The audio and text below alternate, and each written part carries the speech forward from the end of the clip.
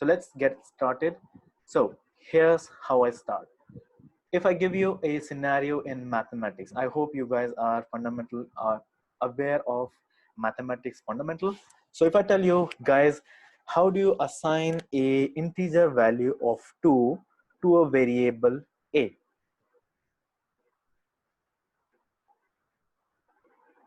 Some of you can type on the chat window, or you can just unmute yourself, you can just speak. So it's up to you. How do you assign a variable? Yeah, good. So let's say a variable a equals to 45. Good.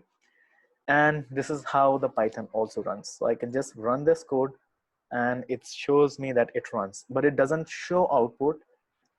And if you want to make an output online, so you can just say print 45 a. Now if I run, you can have this 45 printed in the right console.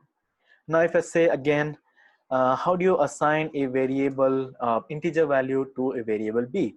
So just like your previous example, you can assign any integer value 10 to variable b. Now you can print the same value by using print command. This is where you get the output. In later classes, I will be teaching you about how this print is used in debugging, which is to remove code.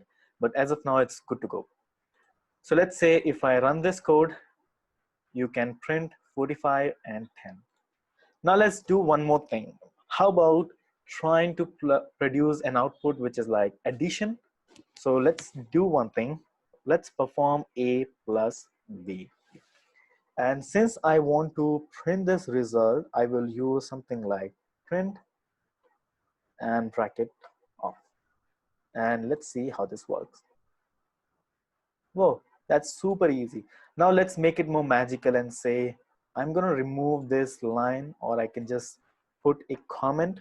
And to remove this line without even removing it, I can just use something like hash.